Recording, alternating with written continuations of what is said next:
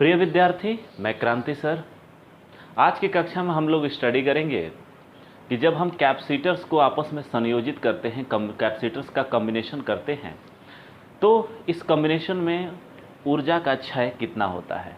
अर्थात इस टॉपिक में हम ये देखेंगे कि हमारे पास दो कैपेसिटर हैं, उन दोनों कैपेसिटर को हम पहले चार्ज कर लेते हैं और चार्ज करने के बाद हम इन दोनों कैपेसिटर्स को आपस में जोड़ देंगे और जोड़ने के बाद हम देखते हैं कि जब ये कॉम्बिनेशन हम जोड़ते हैं तो आवेशों का रीडिस्ट्रीब्यूशन होता है और आवेशों के रीडिस्ट्रीब्यूशन के फलस्वरूप ऊर्जा किस प्रकार बदलती है, ऊर्जा का कितना क्षय होता है या फिर ऊर्जा बढ़ती है या घटती है। ठीक है, तो चलिए हम शुरू कर रहे हैं। विद्यार्थी, ये जो टॉपिक है ये इस second chapter ISC second year के सेकंड चैप्टर इलेक्ट्रिक पोटेंशियल का सबसे लास्ट टॉपिक है। ठीक है, और इस टॉपिक के बाद हम लोग इस चैप्टर को एंड कर देंगे और जब हम क्लासरूम खुलेगा तो हम प्रॉब्लम्स इसके करेंगे, क्योंकि ऑनलाइन प्रॉब्लम्स करना थोड़ा मुश्किल है, क्योंकि आपके क्या प्रॉब्लम्स होते हैं, आपके डाउट्स को मुझे समझाना होता है। तो हम इसके बाद, इस वीडियो के बाद जो अगला जो वीडियो डालेंगे वो आपको थर्ड चैप्टर का डालेंगे, इलेक्ट्रिक करंट का। ठीक है, तो चलिए, ये एक छोटा सा टॉपिक है और इसमें ज़्यादा समय भी नहीं लगेगा और इस टॉपिक को हम पढ़ लेते हैं और ये हमारा सबसे अंतिम वाला टॉपिक हो जाएगा इस चैप्टर के लिए। ओके, थोड़ा ब्लैक बोर्ड साफ कर दे रहा हूँ। ये कल वाली जो कक्षा है इंट्रोडक्शन कोर्स के लिए, यही कक्षा के ये मटेरियल हैं। तो चलिए हम अपने टॉपिक को बना रहे हैं। हमारा टॉपिक जो है वो है लॉस ऑफ एनर्जी ड्यूरिंग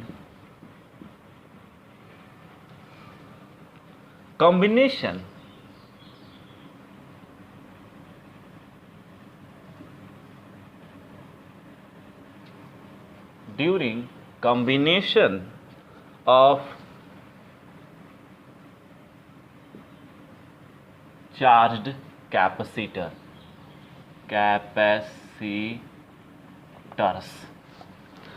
आवेशित संधारित्रों के संयोजन के कारण ऊर्जा क्षय। आवेशित संधारित्रों के संयोजन के कारण ऊर्जा क्षय। ओके, चलिए हम इसको स्टडी कर रहे हैं, ये हमारा टॉपिक है आज का। तो सबसे पहले क्या करना है कि इस टॉपिक में हमें अध्ययन करना है कि हमारे पास इस टॉपिक में हम दो चार्ज कैपेसिटर लेंगे और इन दो चार्ज कैपेसिटर्स को आपस में संयोजित करेंगे और देखेंगे कि फाइनल स्टेट जब हम इनको कॉम्बिनेशन कर दिए हैं और इनिशियल स्टेट जब हम इनको कंबाइन नहीं किए हैं तो इनके बीच ऊर्जा का जो अंतर है वो क्या है। यदि ये ऊर्जा का अंतर निगेटिव आ रहा है तो इसका मतलब है कि कॉम्बिनेशन के बाद ऊर्जा लॉस होकर क्षय होगी, और यदि ये एनर्जी का जो अंतर होता है पॉजिटिव आता है तो इसका मतलब होता है कि ये ऊर्जा क्षय नहीं होगी बल्कि ऊर्जा क्या होगी, और जो अवशोषित हो जाएगी, सिस्टम जो होगा ऊर्जा को और प्राप्त कर लेगा। ठीक है, तो चलिए हमारे पास हम तो एक फर्स्ट कैपेसिटर ले रहे हैं, यहाँ ध्यान दीजिएगा। ये हमारे पास, चूँकि मैं इसको दो कैपेसिटर के लिए ही कर रहा हूँ, आप इसको बहुत सारे कैपेसिटर के लिए विस्तारित कर सकते हैं।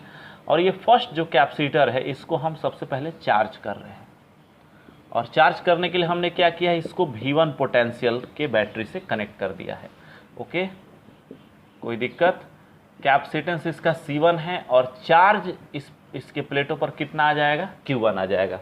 ओके, जब इस प्रकार से हम किसी कैपेसिटर को चार्ज कर रहे हैं V1 पोटेंशियल पर और उस पर चार्ज Q1 है, तो इसमें जो ऊर्जा संचित है इसको हम डिनोट करेंगे U1 से, और एनर्जी इसकी हो जाएगी U1, जो एनर्जी इसके अंदर स्टोर है, और वो होती है आपको Q²/2C। तो Q1² बटा कितना हो जाएगा, 2C1 हो जाएगा। याद आ रहा है आपको, क्योंकि एनर्जी U बराबर कितनी होती है, 1/2CV²। 1/2C को आप क्या लिख सकते हैं, आप लिख सकते हैं इसको, आपके पास होता है Q बराबर CV, तो C को लिख सकते हैं Q/V। तो C आपका हो जाएगा आपको Q/V और यहाँ हो गया आपको वी स्क्वायर, एक भी कट जाएगा, 1/2 क्यू इंटू वी हो जाएगा। और वी को आप लिख सकते हैं 1/2 क्यू, और वी को लिख सकते हैं Q by C, 1/2 Q square by C. Okay, तो इस प्रकार से ये भी एक फार्मूला ही है। 1/2 सी वी स्क्वायर को आप तोड़िएगा तो ये भी एक फार्मूला मिलेगा, क्यू स्क्वायर बाई 2c, जो कि एनर्जी आपको बताता है कैपेसिटर के प्लेटों के बीच संचित ऊर्जा का मान ये है। ठीक है, अब क्या कर रहे हैं, इसके साथ एक दूसरे कैपेसिटर को हमको कंबाइन करना है। चलिए, तो हम यहाँ पर दूसरा कैपेसिटर ले लेते हैं जिसका कैपेसिटेंस कितना है, C2 है, और इसको हम कनेक्ट कर देते हैं एक दूसरी बैटरी से जिसका पोटेंशियल जो है या ईएमएफ जो है या वोल्टेज जो है वो कितना है, V2 है। तो V2 वोल्ट की बैटरी से जब इसको कनेक्ट करेंगे तो क्या होगा, कैपेसिटर के प्लेटों पर चार्ज अपीयर हो जाएंगे और इसके कारण कैपेसिटर के प्लेटों के बीच एक इलेक्ट्रिक पोटेंशियल पैदा होगा और इस इलेक्ट्रिक पोटेंशियल का मान बैटरी के इलेक्ट्रिक पोटेंशियल के बराबर होगा। मान लेते हैं सेकेंड कैपेसिटर पर चार्ज कितना अपीयर हो गया, Q2। ओके, अब इसकी जो एनर्जी है, ये कैपेसिटर जो सेकेंड कैपेसिटर है इसमें कितनी ऊर्जा संचित हो गई है, तो ये होगा U2 बराबर Q2 स्क्वायर बटा 2C2, Q square by 2C second capacitor के लिए कैपेसिटेंस C2 है और चार्ज कितना है, Q2 है। ओके, इन दोनों को जब आप चार्ज कर दे रहे हैं, चार्ज कर देने के बाद आपको करना क्या है कि इन दोनों की बैटरियों को हटा देना है और इन दोनों कैपेसिटर को आपस में कनेक्ट कर देना है। तो कनेक्ट करने की केवल एक ही विधि हो सकती है। आप कैसे कनेक्ट कर सकते हैं, इसको थोड़ा सा ध्यान देंगे। इस प्रकार से कनेक्ट कर देंगे, ये पहला कैपेसिटर C1 और ये दूसरा कैपेसिटर क्या है, C2 है, चूंकि मैंने कहा है बैटरी को हटा देना है। इस प्रकार से आपने कनेक्ट कर दिया। या फिर इसी चीज़ को हम इस प्रकार भी दिखा सकते हैं, ये C1 और ये क्या है, C2, इस प्रकार भी तो कनेक्ट कर सकते हैं ना। अब देखिए, आपको ये देखना है कि जब हम इन दोनों को कनेक्ट कर रहे हैं तो इस दो प्रकार से हम इसको कनेक्ट कर सकते हैं। तो क्या ये दोनों जो प्रकार है अलग अलग कॉम्बिनेशन है या फिर ये एक ही कॉम्बिनेशन है, और यदि ये एक ही कॉम्बिनेशन है तो ये कौन सा कॉम्बिनेशन है। सबसे पहली बात ये है कि इसमें कहीं पर भी एक्सटर्नल पोटेंशियल नहीं जुड़ा है। अब थोड़ा सा गौर करते हैं कि इस कॉम्बिनेशन को थोड़ा समझते हैं कि ये कॉम्बिनेशन क्या होगा। विद्यार्थी, हम यहाँ पॉइंट चुन रहे हैं, एक पॉइंट A है और यहाँ हम पॉइंट क्या चुन रहे हैं, B पॉइंट चुन रहे हैं। ठीक है, A पॉइंट पर हमने इलेक्ट्रिक पोटेंशियल दिया है 10 वोल्ट और B पॉइंट पर हमने इलेक्ट्रिक पोटेंशियल दिया है, मान लेते हैं 5 वोल्ट। ठीक है, पॉइंट A पर इलेक्ट्रिक पोटेंशियल कितना है, 10 वोल्ट, पॉइंट B पर इलेक्ट्रिक पोटेंशियल कितना है, 5 वोल्ट। विद्यार्थी, अगर ये पॉइंट A जो है वो कनेक्ट है पॉइंट C से और पॉइंट C जो है वो कनेक्ट है पॉइंट D से और पॉइंट D जो है वो कनेक्ट है पॉइंट E से, इनके बीच किसी इलेक्ट्रिक पोटेंशियल का जो सोर्स है वो नहीं है। यहाँ से यहाँ, A से C, C से D से E के बीच में किसी प्रकार का इलेक्ट्रिक पोटेंशियल सोर्स नहीं है, बैटरी नहीं है, और साथ में ये जो वायर से हम इसको कनेक्ट किए हैं, इस वायर का जो रेसिस्टेंस है, प्रतिरोध है, उसको हमने नगण्य लिया है। तो इसका मतलब है कि पॉइंट A पर यदि 10 वोल्ट होगा पोटेंशियल, तो C पर भी 10 वोल्ट, D पर भी कितना होगा, 10 वोल्ट, और E पर भी कितना होगा, 10 वोल्ट होगा। अब थोड़ा सा गौर करते हैं कि कैपेसिटर C1 और कैपेसिटर C2 के प्लेटों के बीच इलेक्ट्रिक पोटेंशियल कितना होगा। थोड़ा सा गौर करते हैं। अगर आपको फर्स्ट कैपेसिटर के इलेक्ट्रिक पोटेंशियल को निकालना है तो आप देखिए, तो फर्स्ट कैपेसिटर के लेफ्ट प्लेट पर पोटेंशियल है 10 वोल्ट, कितना है, 10 वोल्ट। हम C1 के लिए कैलकुलेशन कर रहे हैं, यहाँ थोड़ा सा दिखा दे रहे हैं आपको। ये C1 कैपेसिटेंस है, ये पॉइंट जो है A है 10 वोल्ट पर है, और B जो पॉइंट है वो कितना पर है, 5 वोल्ट पर है। तो इस C1 कैपेसिटर के प्लेटों के बीच इलेक्ट्रिक पोटेंशियल कितना होगा, 10 - 5 = 5 वोल्ट। ओके, तो इलेक्ट्रिक पोटेंशियल डिफरेंस कितना हो गया, विभवांतर जिसको हम बोलेंगे electric potential difference, 10 - 5 = 5 volt. Okay, अब आप सेकेंड कैपेसिटर को लीजिए। सेकेंड कैपेसिटर्स, ये हो गया B और ये हो गया पॉइंट E, ये हो गया C2, सेकेंड कैपेसिटर है। B पर पोटेंशियल कितना है, 5 वोल्ट, और E पर पोटेंशियल कितना है, 10 वोल्ट। कैपेसिटर के प्लेटों के बीच इलेक्ट्रिक पोटेंशियल कितना हो जाएगा, 10 - 5 = 5 वोल्ट। आप कह सकते हैं कि सर यहाँ आपने लेफ्ट से राइट को घटाया, 10 में से 5 घटाया तो 5 आया, तो सर 5 में से 10 घटाएंगे तो -5 ना आएगा। नहीं बाबू, ऐसा नहीं होगा। देखो, हायर पोटेंशियल से लोअर पोटेंशियल घटाते हैं। गौर करो, यहाँ 10 वोल्ट है, यहाँ 5 वोल्ट है, तो जहाँ हायर पोटेंशियल है वो तो पॉजिटिव हो जाता है। देखो यहाँ बैटरी, यहाँ नहीं हो ना बैटरी के पॉजिटिव टर्मिनल का मतलब क्या है? हायर पोटेंशियल, और निगेटिव टर्मिनल का मतलब क्या है? Lower potential. हायर पोटेंशियल हमेशा पॉजिटिव चार्ज अपीयर करेगा और लोअर पोटेंशियल हमेशा नेगेटिव चार्ज अपीयर करेगा। ठीक है, तो यहाँ देखिए 10 वोल्ट्स प्लस उत्पन्न करेगा और उसके रिस्पेक्टली 5 वोल्ट कम है, तो वहाँ कौन से चार्ज अपीयर होंगे? माइनस। अब यहाँ देखो, ई पर हायर पोटेंशियल है तो यहाँ प्लस चार्ज अपीयर होगा, और बी पर लोअर पोटेंशियल है तो माइनस चार्ज अपीयर होगा। तो हायर में से लोअर को घटाओ, 10 - 5 = 5, 10 - 5 = 5। तो इसका मतलब है कि ये जो कॉम्बिनेशन है, ये फर्स्ट जो कॉम्बिनेशन है, ये किस में है? पैरेलल में है। किस में है? पैरेलल। क्यों पैरेलल में मैंने इसको लिखा है? इसलिए मैंने इसको पैरेलल में लिखा है क्योंकि पैरेलल कॉम्बिनेशन में जुड़े हुए जितने भी कैपेसिटर होते हैं, उन सभी कैपेसिटर पर इलेक्ट्रिक पोटेंशियल का मान एक समान होता है। तो इलेक्ट्रिक पोटेंशियल कितना हो गया? 5 वोल्ट है। अब थोड़ा सा गौर करते हैं, ये तो हो गया। चलिए, ऐसे अगर ये जुड़ रहा है तो बहुत अच्छी बात है, ये पैरेलल में है। ठीक है, अब ये किस में है? अब कहेंगे सर ये तो दिख ही रहा है पैरेलल में है। इसको भी तुम चेक करके देख लो, यहाँ पॉइंट ए लो और यहाँ पॉइंट बस क्या लो? बी लो। देखो, ज़्यादा पॉइंट इसमें लेने की जरूरत भी नहीं है। यहाँ तुम 10 वोल्ट दो और यहाँ कितना दो? 5 वोल्ट दो। अब देखो, इस वाले कैपेसिटर पर ध्यान दो। लेफ्ट प्लेट पर पोटेंशियल कितना है? 10। राइट प्लेट पर पोटेंशियल कितना है फर्स्ट कैपेसिटर का? 5। 10 - 5 = पोटेंशियल डिफरेंस कितना होगा फर्स्ट कैपेसिटर का? 5। इसी प्रकार से यहाँ देखो, इसको भुला जाओ, इस वाले को भूल जाओ। लेफ्ट प्लेट पर पोटेंशियल कितना है? 10। राइट प्लेट पर पोटेंशियल कितना है? 5। तो सेकंड कैपेसिटर के प्लेटों के बीच का इलेक्ट्रिक पोटेंशियल डिफरेंस कितना होगा? 10 - 5 = 5। इसका मतलब चाहे तुम ऊपर वाले कैपेसिटर को लो C1 के लिए या C2 के लिए लो, इलेक्ट्रिक पोटेंशियल का मान क्या हो रहा है? सेम हो रहा है। तो इसका मतलब ये दोनों एक ही कॉम्बिनेशन था, बस मैंने अलग अलग तरीके से इसको दिखाया। अलग था भी नहीं कि अगर इस प्रकार से हमने कनेक्ट किया है तो हम क्यों नहीं इसको यहाँ नहीं रख सकते हैं? बीच में वायर तो है और कुछ है। तो इस प्रकार से हमने ये देखा कि जब हम इसको कंबाइंड करते हैं तो केवल एक ही ऐसे प्रकार होते हैं जिसमें ये कंबाइंड हो सकते हैं, और वो जो कॉम्बिनेशन है वो है पैरेलल कॉम्बिनेशन। और हो गया हमारा काम लगभग, तो हमने इसको कंबाइंड कर दिया। ओके, कंबाइंड हो गया ये। अब देखो, यहाँ प्लस, यहाँ plus, minus minus minus minus. अब देखो, जब हम इसको कंबाइंड करेंगे, कैपेसिटेंस तो इसका जस का तस रहेगा, वो तो कांस्टेंट है, वो तो उसकी ज्योमेट्री पर डिपेंड करता है। अब ये कॉम्बिनेशन किस में है? पैरेलल में हो गया। किस में हो गया? पैरेलल।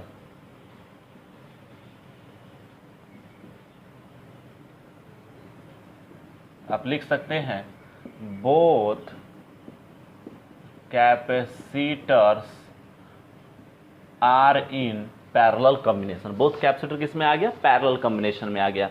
ओके, अब देखिए यहाँ पर क्या होगा कि जब आप किसी दोनों कैपेसिटर को जब आप क्या करेंगे, एक दूसरे के साथ जोड़ेंगे, कैपेसिटेंस इनका जस का तस रहेगा, लेकिन ये दोनों कैपेसिटर आपस में मिलकर एक इक्विवेलेंट कैपेसिटेंस प्रदान करेगा।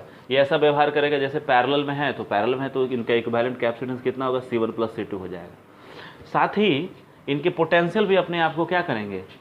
रिडिस्ट्रीब्यूट करेंगे। ठीक है, यहाँ V1 पोटेंशियल है, यहाँ V2 पोटेंशियल है, इसका एक कॉमन पोटेंशियल भी हो जाएगा। लेकिन एक ऐसी राशि है जो कंजर्व रहेगी, और वो राशि क्या है? चार्ज।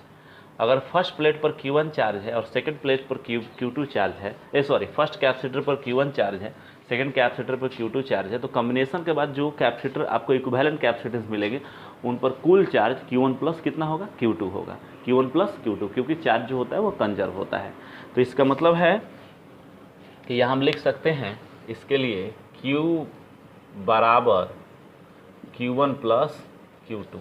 ओके, या फिर आप इसको कॉम्बिनेशन में भी लिख सकते हैं, Q कॉम्बिनेशन बराबर Q1 प्लस Q2। और इसका जो पोटेंशियल है पोटेंशियल एनर्जी है कॉम्बिनेशन का, वो कितना हो जाएगा? आवेश Q² बटा में 2C इक्विवेलेंट। इसलिए क्योंकि ये दोनों कैपेसिटर मिलकर ऐसा व्यवहार करेंगे जैसे ये एक कैपेसिटर हो गए। ओके, तो यहाँ गौर करते हैं, ये हो जाएगा Q1 प्लस Q2 का स्क्वायर अब बटा 2। अब देखिए C इक्विवेलेंट कितना होगा, दोनों पैरेलल में जुड़े हैं, तो पैरेलल में जुड़े हैं तो C1 प्लस C2, तो हो जाएगा C1 प्लस C2, और यदि सीरीज में जुड़े होते हैं तो C1 इंटू C2 बटा C1 प्लस C2। ओके, तो ये आपका हो गया कॉम्बिनेशन की पोटेंशियल एनर्जी या कॉम्बिनेशन की एनर्जी। ओके, आपका काम आसान हो गया। ये क्या है, ये दोनों जो पोटेंशियल एनर्जी है इसको हम कहेंगे इनिशियल एनर्जी या एनर्जी बिफोर कॉम्बिनेशन, और ये हो गया final energy, energy after combination. और हमको यही ना निकालना था कि अंतर क्या हो रहा है, अगर हम रिकम्बाइंड करते हैं, कैपेसिटर को कंबाइंड करते हैं तो कितनी हीट लॉस करेगा। तो इसका मतलब कॉम्बिनेशन जो आप आफ्टर कॉम्बिनेशन के बाद जो आपको पोटेंशियल एनर्जी मिल रही है उसमें से कॉम्बिनेशन से पहले के पोटेंशियल एनर्जी को यदि आप डिक्रीज कर देते हैं तो आपको क्या मिलेगा, आपको मिल जाएगा विद्यार्थी नेट हीट लॉस। ओके, तो ये है एनर्जी बिफोर कॉम्बिनेशन।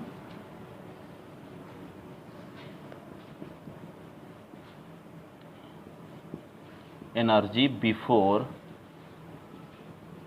कॉम्बिनेशन, और ये हो जाएगा एनर्जी आफ्टर कॉम्बिनेशन। ठीक है, ये काम कर रहे हैं, ब्लैक बोर्ड भर गया है, आप इसको स्क्रीनशॉट लीजिए और उसके बाद हम इसका कैलकुलेशन कर देते हैं, ज़्यादा टाइम नहीं लगेगा। ठीक है, तो आप इसका स्क्रीनशॉट ले लो। तो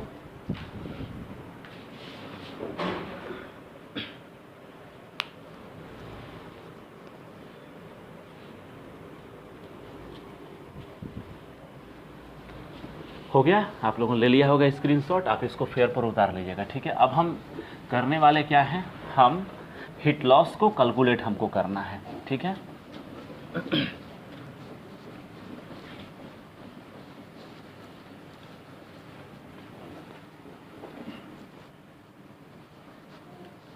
तो क्या हो जाएगा, इसलिए डेल्टा U बराबर U combination minus U1 minus ये U1 प्लस U2, इस प्रकार से। ये है आफ्टर कॉम्बिनेशन और ये है बिफोर कॉम्बिनेशन एनर्जी।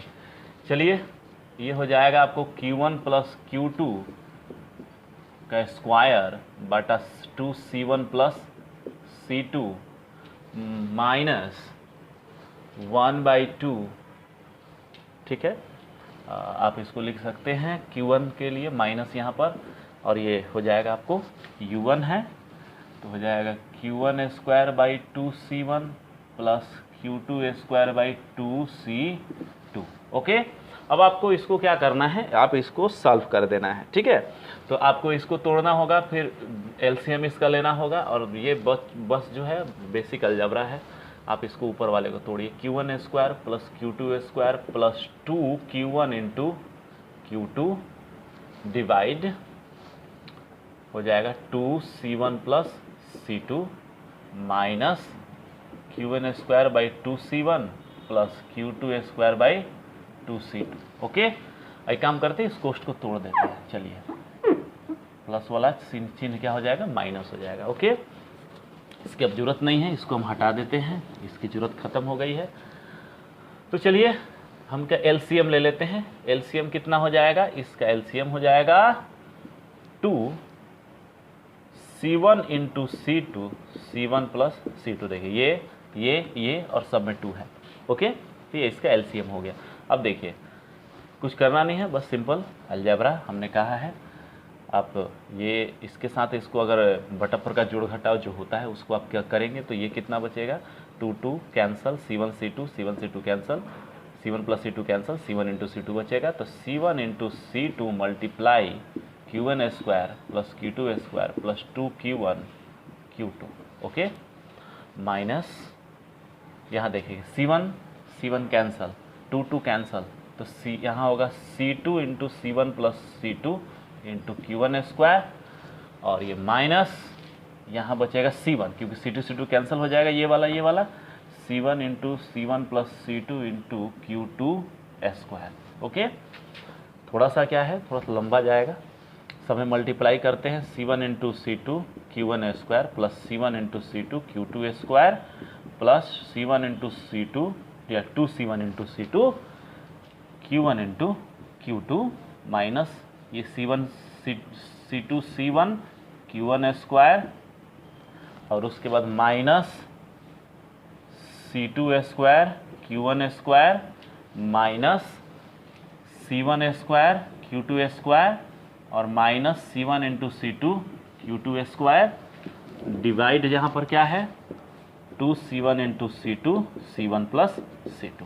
कुछ टर्म्स कैंसल होंगे, मुझे लगता है ये वाला टर्म्स और ये वाला टर्म कैंसल आउट, उसके बाद ये वाला टर्म और ये वाला टर्म कैंसल आउट, और ये टर्म्स क्या हैं आपको बच गए हैं। थोड़ा सा गौर करते हैं, कितना बच रहा है 2C1 into C2 Q1 into Q2 minus C2 square Q1 square minus C1 square Q2 square divided by 2C1 C2 into C1 plus C2। Okay, चलिए अब लगता है इजी हो गया, अब बहुत आसान हो गया। अब क्या कर रहे हैं ना, इसमें से इस पूरे ऊपर वाले में से कमन कर रहे हैं। यहाँ पर हमने कमन किया C1 स्क्वायर और C2 स्क्वायर, उस पूरे ऊपर से कमन कर दिया, तो ये हो जाएगा आपको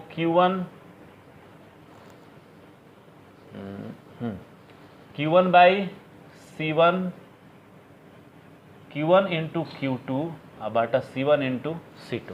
ओके, माइनस यहाँ से आप कमन करेंगे तो हो जाएगा आपको Q1 स्क्वायर अबाटा C1 स्क्वायर और ये हो जाएगा Q2 स्क्वायर अबाटा में C2 स्क्वायर। देखिए घर पे आप कर लीजिएगा, एकदम करेक्ट आएगा।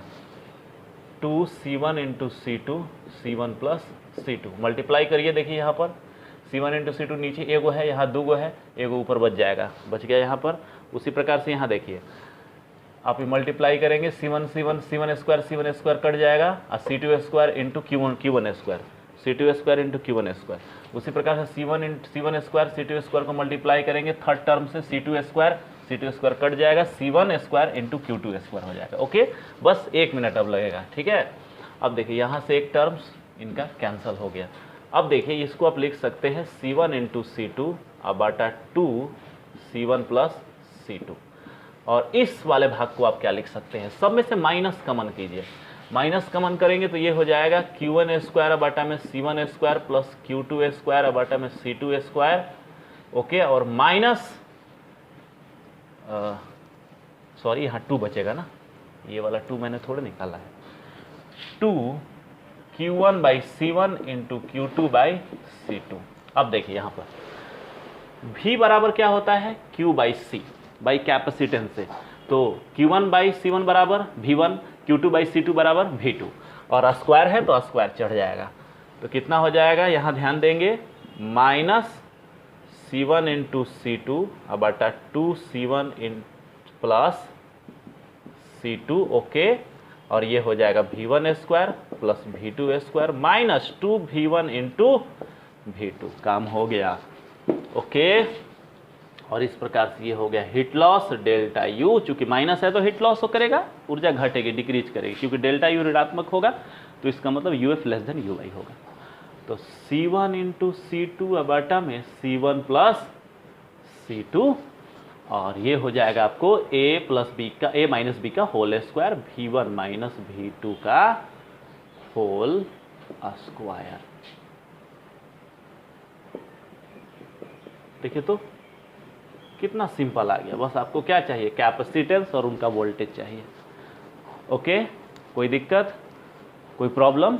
ठीक है, आप और अच्छे तरीके से इसको लिखने के लिए लिख सकते हैं डेल्टा यू बराबर माइनस C1 इंटू C2 बटा C1 प्लस C2, और मॉड यहाँ पर हो जाएगा V1 माइनस V2 का स्क्वायर, क्योंकि हीट लॉस हमेशा होगा, हीट गेन कभी भी नहीं होगा। ठीक है, तो इस प्रकार से आप इस टॉपिक को कंप्लीट कर लीजिए। और इस पर एक एग्जांपल है जिसमें 2 कैपेसिटर हैं, एक अनचार्ज है और दूसरा 200 वोल्ट पर चार्ज किया गया है। इनको कंबाइन कर दिया जाता है, तो अनचार्ज कैपेसिटर के पोटेंशियल को आप क्या लेंगे, V2 बराबर 0 ले लेंगे और चार्ज कैपेसिटर के पोटेंशियल को V1 बराबर 200 वोल्ट ले लेंगे और C1 C2 का मान दिया हुआ है। कह रहा है कंबाइंड करने के बाद कितनी एनर्जी लॉस करती है, ये प्रॉब्लम है। आप इस प्रॉब्लम को सॉल्व कर दीजिएगा, ठीक है। तो नेक्स्ट क्लास जब हम मिल रहे हैं तो नेक्स्ट क्लास में हम स्टडी करेंगे नेक्स्ट चैप्टर, ठीक है। ऐसे आप कमेंट बॉक्स में आज बताइएगा कि अगर आप प्रॉब्लम्स कर सकते हैं, आपको लाइव क्लास ऑनलाइन क्लासेस में अगर प्रॉब्लम करने में कोई दिक्कत नहीं हो रहा है तो आप कमेंट बॉक्स में लिख दीजिएगा कि हम लोग करेंगे, ठीक है। हम इस पर विचार करेंगे। अगर अधिक से अधिक बच्चे इस पर तैयार होंगे तो हम लोग प्रॉब्लम्स यहाँ करेंगे, नहीं तो हम प्रॉब्लम्स तब करेंगे जब हम वापस क्लास में मिलेंगे, ठीक है। Thank you.